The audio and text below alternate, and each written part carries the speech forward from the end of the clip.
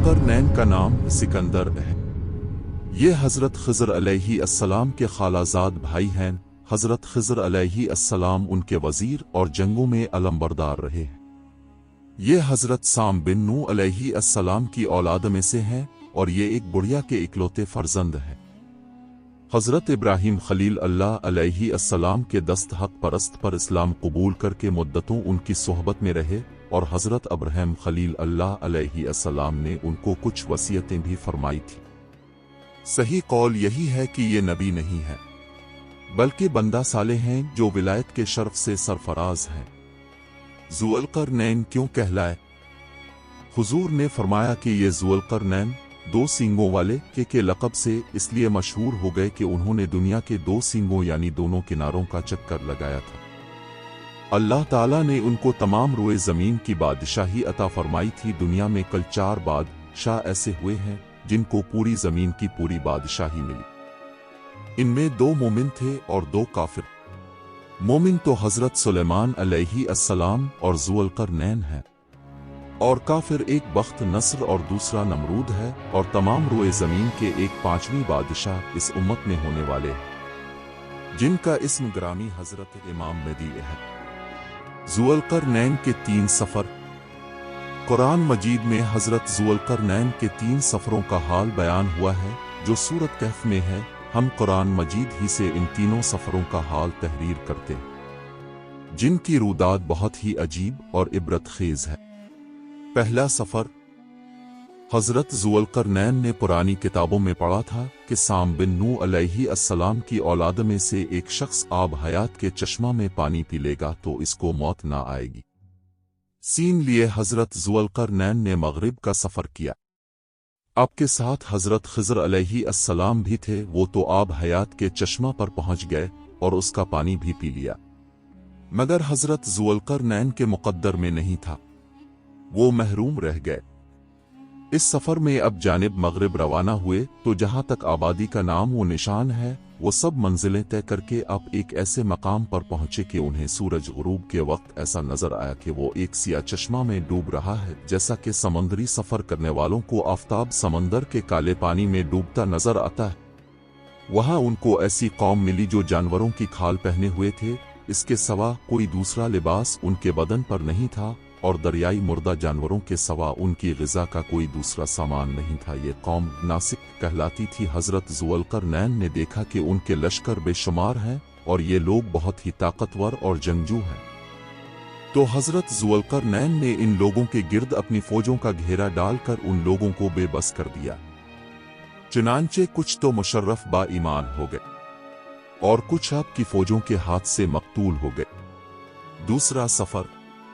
फिर अपने मशरिक़ का सफ़र फरमाया यहाँ तक कि जब सूरज तुलू होने की जगह पहुँचे तो ये देखा कि वहाँ एक ऐसी कौम है जिनके पास कोई इमारत और मकानात नहीं। इन लोगों का ये हाल था कि सूरज तुलू होने के वक्त ये लोग ज़मीन के गारों में छप जाते थे और सूरज ढल जाने के बाद गारों से निकलकर अपनी रोज़ी की तलाश में लग जाते थे। ये लोग मिस्क कहलाते थे। हज़रत ज़ुल्क़रनैन ने उन लोगों के मुकाबला में भी लश्कर आराई की और जो लोग ईमान लाए उनके साथ बेहतरीन सलूक किया और जो अपने कुफर पर उड़े रहे उनको तहतेक कर दिया। तीसरा सफ़र। फिर अपने शुमाल की जानिब सफ़र फरमाया यहाँ तक कि सदीम 2 पहाड़ों के दरमियान में पहुंचे तो वहां की आबादी वालों की अजीब व गरीब ज़बान थी। इन लोगों के साथ इशारों से बमुश्किल बातचीत की जा सकती थी। इन लोगों ने हज़रत ज़ुल्क़रनैन से याजूज माजूज के मज़ालिम की शिकायत की और आपकी मदद के तालिब हुए। याजूज माजूज ये आफिस बिन नूह अलैहिस्सलाम की औलाद में से एक फसादी गिरोह है और उन लोगों की तादाद बहुत ही ज्यादा है। ये लोग बिला के जंगजू व खूनखार और बिल्कुल ही वहशी और जंगली है, जो बिल्कुल जानवरों की तरह रहते हैं। मौसम रबी में ये लोग अपने गारों से निकलकर तमाम खेतियां और सब्जियां खा जाते थे और खुश्क चीजों को लाद कर ले जाते थे। आदमियों और जंगली जानवरों यहाँ तक सांप, बिच्छू, गिरगट और हर छोटे बड़े जानवरों को खा जाते थे। सद सिकंदरी। हजरत ज़ुल्क़रनैन से लोगों ने फरियाद की कि अब हमें याजूज माजूज के शर और उनकी आज़ार सानियों से बचाइए। और इन लोगों ने इसके इवज कुछ माल देने की पेशकश की तो हजरत ज़ुल्करनैन ने फरमाया कि मुझे तुम्हारे माल की जरूरत नहीं है, अल्लाह ताला ने मुझे सब कुछ दिया है, बस तुम लोग जिस्मानी मेहनत से मेरी मदद करो। चुनांचे अपने दोनों पहाड़ों के दरमियान बुनियाद खुदवाई। जब पानी निकल आया तो इस पर पिघलाए तांबे के गारे से पत्थर जमाए गए और लोहे के तख्ते नीचे ऊपर चुनकर उनके दरमियान में लकड़ी और कोयला भरवा दिया और इसमें आग जलवा दी। इस तरह ये दीवार पहाड़ की बुलंदी तक ऊंची कर दी गई और दोनों पहाड़ों के दरमियान कोई जगह न छोड़ी गई। फिर पिघलाया हुआ तांबा दीवार में पला दिया गया, जो सब मिलकर बहुत ही मजबूत और निहायत मुस्तहकम दीवार बन गई। कुरान मजीद की सूरा कहफ में से पहले सफर का जिक्र है, फिर तक दूसरे सफर का तज़किरा है और तक तीसरे सफर की रुदाद है। सद सिकंदरी कब टूटेगी? हदीस शरीफ में है कि याजूज माजूज रोजाना इस दीवार को तोड़ते हैं और दिन भर जब मेहनत करते करते इसको तोड़ने के करीब हो जाते हैं तो उनमें से कोई कहता है अब चलो बाकी को कल तोड़ डालेंगे।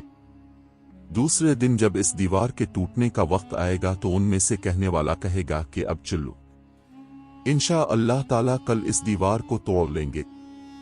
इन लोगों के इंशा अल्लाह कहने की बरकत और इस कलिमा का ये समरा होगा कि दूसरे दिन दीवार टूट जाएगी। ये क़यामत करीब होने का वक्त होगा। दीवार टूटने के बाद याजूज माजूज वज निकल पड़ेंगे और जमीन में हर तरफ फितना व फसाद और कत्लो गारत करेंगे। चश्मों और तालाबों का पानी पी डालेंगे, जानवरों और दरख्तों को खा डालेंगे, जमीन पर हर जगहों में फैल जाएंगे। मगर मक्का मुकरमा और मदीना तैयबा और बैत अल मक़दस उन तीनों शहरों में ये दाखिल ना हो सकेंगे। फिर हजरत ईसा अलैहिस्सलाम की दुआ से इन लोगों की गर्दनों में कीड़े पैदा हो जाएंगे और ये सब हलाक हो जाएंगे। कुरान मजीद में है तर्जमा, यहाँ तक कि जब खोले जाएं कि याजूज और माजूज वो हर बुलंदी से ढलकते हुए दौड़ते होंगे।